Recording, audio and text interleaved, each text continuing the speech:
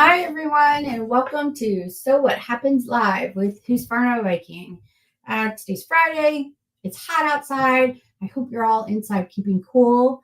Today, we are going to be talking about, I'm Wendi, by the way, in case you don't remember. I'm Wendi. Today, we're talking about buttonholes in the hoop. I can't imagine a better way than doing my buttonholes in the hoop because they are always going to be the consistent, exactly the same shape and exactly the same distance from each other.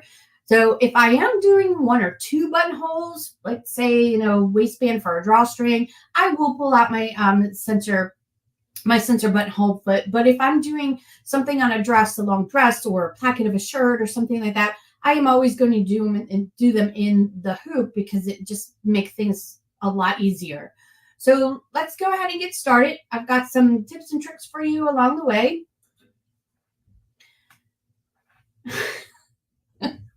Meredith just sent me a message. I'm sorry, guys. So I had to laugh at it. All right, let me get that out of my system and let's start over. Let's go over to the machine and let's do some buttonholes in the hoop. I'm going to start out by going to embroidery. And today I'm using the Epic 3. I want to change the hoop, so I am going to change the hoop to hoop options. And I want to, they changed this a little bit. I don't know if you know this, but those of you who have the Epic 3, there was a recent update to the Epic 3. So the screen looks a little different. So I am going to choose the 3060 by 200 hoop. And I'm going to touch hoop options to close the window. Then down here, I have what's called create shape. So if I touch create shape, I have this new option. So I have my icons on the right here. And if I touch load shape, it goes to basic first. We do have the dingbats. They've added that to the Epic 3, which those shapes are pretty fun for if you want to play with those. But today we are going to stick with basic because we need a straight line. And I'm going to close that up. And I'm also going to go into rotate, which is down here at the bottom. And I just want to rotate it 90 degrees. And all I need to do is just touch that. Now it's rotated. I want to fill the hoop. I want to take advantage of that length of the 360. So I'm going to make this as big as the hoop can possibly be. And then we are going to go into here where this is our stitches. So we're going to, oops, I touched my folder. So we'll go here and load stitch. And the Epic 3, as you know, we now have menus and then submenus. And they are all titled. I know that my buttonholes are in A3. And I'm going to choose number 4 just because, I've been having fun with number 4. I know that there is one of them in there right now. One, because I can see it here. And here where it says repeat, there's a number 1 there. I'm going to close this screen up by touching my load stitch again. And we will put in 5 of them. I like 5 of them. So there is 5. And what I always get when I'm demoing this out on the road, someone always says, but what if I want them to go vertically opposed to horizontally? Easy to do. So we will come over here to where it says positioning. And then on this position, we want to center position it. All we need to do, oops, wrong one. Wrong one again. I forgot. We're over here. It's this positioning. Oh, for heaven's sakes. Found it. New screen. This is the one we want to choose. Okay, so now I can go ahead and close positioning. I have them where I want them. Up here, check mark. I'm good to go. I like it. And now I can go ahead and go to stitch outs. So before I go to stitch out, I am going to, oops, my hoop. I am going to prep my hoop. So here's my hoop. And I wanted it for the length. And you might think filling that hoop with stabilizer is going to waste a lot of stabilizer. Well, there's a trick to this. So I'm using a heavy cutaway stabilizer. And what I did was I cut a window out of that stabilizer so that when I do my buttonholes, I'm going to take a strip of tacky wash away, and I prefer the wash away. You can use tear away, but the reason why I use the wash away is because if it all doesn't come out, I can easily just rinse it away.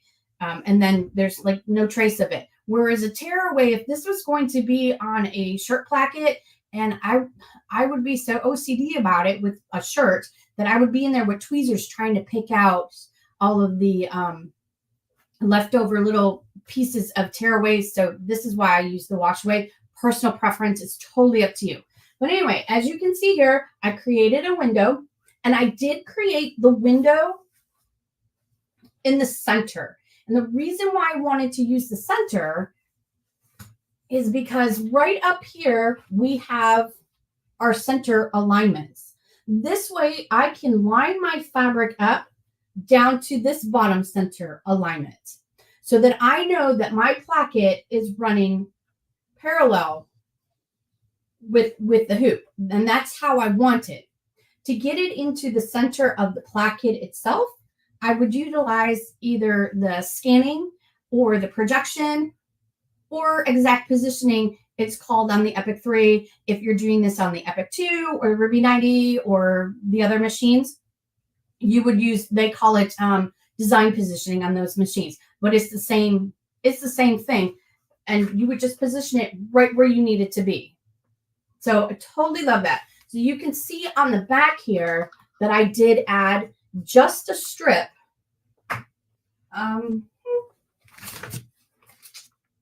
Just a strip of stabilizer opposed to having it filled with the whole entire hoop. And so this isn't wasted. The other thing that we have to keep in mind is all of our hoops, no matter what brand you have, there is an invisible parameter that you cannot stitch into. So when we filled up our screen we filled the whole entire hoop with these buttonholes, we have to keep in mind that on the screen, it looks like it's the whole entire hoop. What it does is right now on the machine, it only shows us the embroiderable area of the hoop. So on our hoop, right here, if you can see it, I drew a line so that I know exactly how far my design is going up to. And on my fabric, I don't know if you can see it. You can see this. This is a line that I drew on with a heat away pen. This is where I want it to start.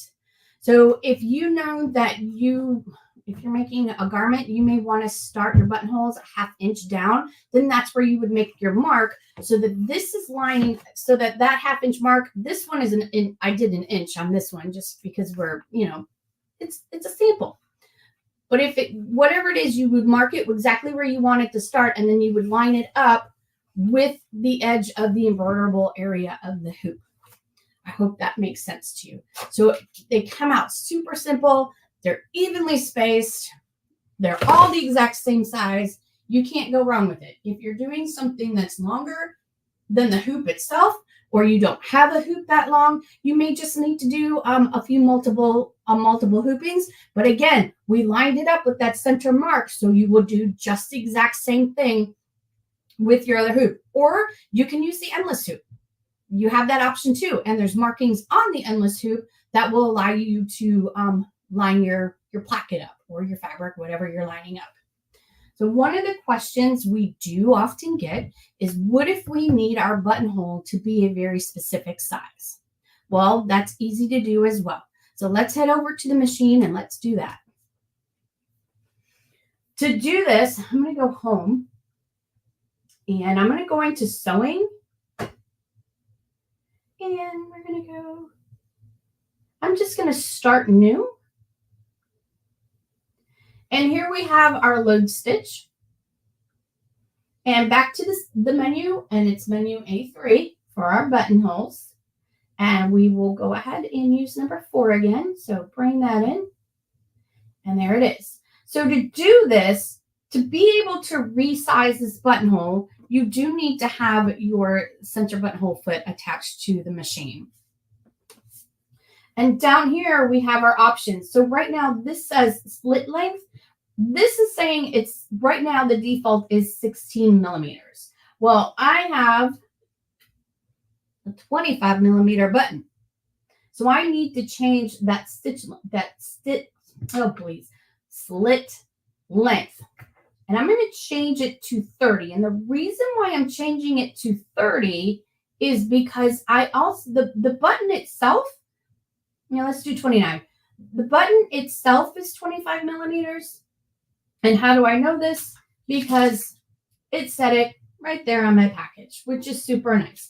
If you have a straight button, you can always just measure it with your seam gauge, or down at the bottom of the machine on the front of the Husqvarna Viking machine, you do have a button gauge right on the base of the machine. Let me see if I can move my camera here so you can see that. I hate moving this camera, I'm not gonna lie. Ooh. Can you see that? There's your button gauge. I might be a little fuzzy. I'm sorry, but here's your button gauge. And if you just put it up there, that gauges your button for you. Make sense? It's a great little feature. I really don't need this camera anymore. And he just died on me. The screw gave out. He just wants to go to sleep. So we're going to change that slit length to 29 because we need to accommodate the fact that the button needs to go through that hole. I can also change the density. So if I toggle over, it says density. So now I can change that to 2. And the Wendi. What? Oh, you can see your screen. There you go. I'm sorry. Here it is. So let's do that over. We have slit length, and we change it to 29. If we touch that and we toggle over, it now goes to density.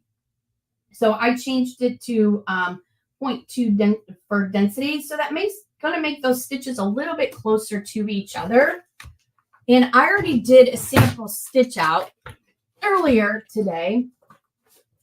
So I stitched it out. And let's go back to this one. This one is the default at 20. What was it? Oh, I had this one at 25 because that was the size of the button. And the button did not go through that. So then I adjusted it to 29. And I also adjusted the density. So you can see that the stacked stitches are closer to each other than they are on this sample.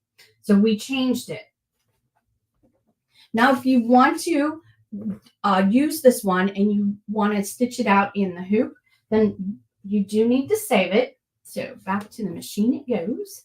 So we touch save. And I can give it a name. And I am going to name this 25 millimeters buttonhole. Buttonhole. And they're always yelling at me because I don't take the time to go to lowercase.